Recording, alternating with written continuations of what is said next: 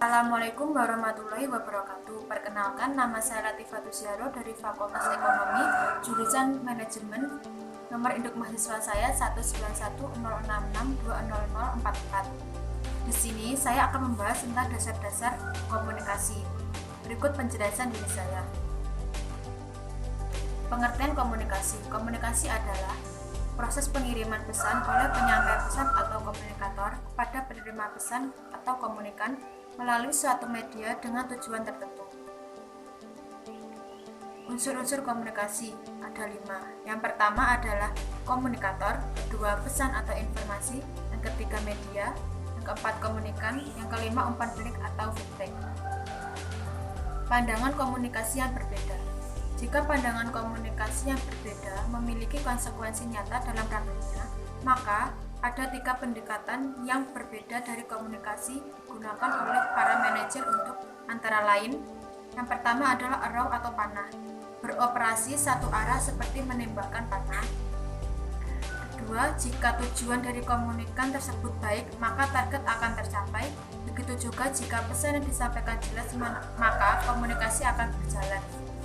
Sisi positif, manajer panah akan menghabiskan waktu untuk mengerjakan ide-ide mereka dan memastikan bahwa pesan dan instruksi mereka spesifik mungkin.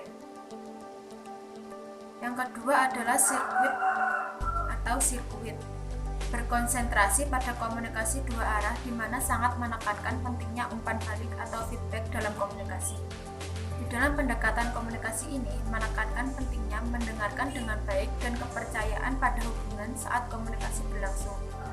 Kelemahannya, dalam komunikasi terlalu menekankan kesepakatan namun tidak mengenali adanya perbedaan pandangan di tempat kerja yang dapat menimbulkan ketidaksepakatan. Yang ketiga adalah dance atau tarian. Pendekatan tarian ini adalah cara yang paling tepat untuk mendeskripsikan komunikasi. Berikut adalah kesamaan antara komunikasi dan tarian. Keduanya memiliki banyak tujuan dalam menari. Tujuan tidak dapat menghibur orang lain, mengesankan partner, mengekspresikan diri kita sendiri, dan lain-lain. Seperti halnya dengan komunikasi yang memiliki banyak tujuan seperti untuk menginformasikan, mempengaruhi, mengesankan, dan lain-lain. Keduanya membutuhkan koordinasi. Pentingnya koordinasi adalah kita harus tahu apa yang difikirkan oleh partner kita. Begitu juga komunikasi, kita harus mengenali respon dari partner kita. Keduanya juga diatur oleh peraturan. Dalam tarian ada langkah-langkah yang digunakan secara berurutan, pakaian apa yang seharusnya dipakai, begitu juga di dalam komunikasi memerlukan langkah-langkah yang berbeda. Setiap situasi dalam komunikasi seperti tata bahasa dan aturan sosial setempat.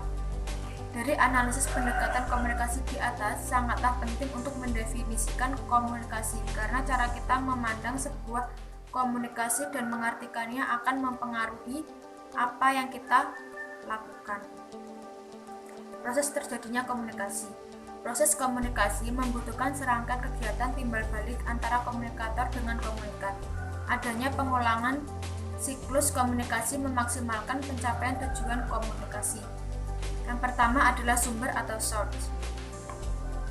Sebagai sumber pesan, Anda harus jelas tentang mengapa Anda berkomunikasi dan apa yang Anda ingin sampaikan. Anda juga harus yakin bahwa informasi yang Anda sampaikan dalam berkomunikasi berguna dan akurat. Yang kedua adalah pesan atau message. Pesan adalah informasi yang ingin Anda sampaikan dalam berkomunikasi. Ketiga, encoding. Ini adalah proses mengalihkan informasi yang Anda ingin berkomunikasi pada bentuk yang dapat dikirim dan benar diterjemahkan dengan baik oleh penerima. Keberhasilan Anda dalam pengkodean sebagian bergantung pada kemampuan Anda untuk menyampaikan informasi secara jelas dan sederhana. Channel. Pesan yang disampaikan melalui saluran dengan lisan termasuk pertemuan tatap muka, telepon, dan konferensi video, dan tertulis termasuk surat, email, memo, dan laporan. Saluran yang berbeda memiliki kekuatan yang berbeda dan kelemahan. Decoding, kemampuan penerima untuk dapat memahami pesan. Untuk itu, penerima harus mempunyai keinginan untuk mendengarkan secara aktif. Penerima atau receiver. Pesan Anda akan dikirimkan ke individu anggota audiens Anda. Tidak diragukan lagi yang ada dalam pikiran, tindakan, atau reaksi Anda. Harapkan pesan Anda akan diterima dengan baik. Feedback atau timbal balik. Konteks: situasi di mana pesan Anda disampaikan adalah konteksnya. Ini mungkin termasuk lingkungan sekitarnya atau budaya yang lebih luas, yaitu budaya perusahaan atau budaya internasional. Hambatan komunikasi. Yang pertama adalah kredibilitas komunikator rendah. 2. Kurang memahami latar belakang sosial dan budaya. Ketiga, kurang memahami karakteristik komunikan. 4. Prasangka buruk. 5. Verbalistis. 6. Komunikasi satu arah. 7. Menggunakan media yang tidak tepat. 8. Perbedaan bahasa. Fungsi komunikasi. Yang pertama adalah membangun konsep diri atau establishing self-concept. Yang kedua, eksistensi diri atau self-existence. Yang ketiga, kelangsungan hidup atau life continuity. Yang keempat, memperoleh kebahagiaan atau obtaining happiness. Yang kelima, terhindar dari tekanan dan ketegangan, free from pressure and stress.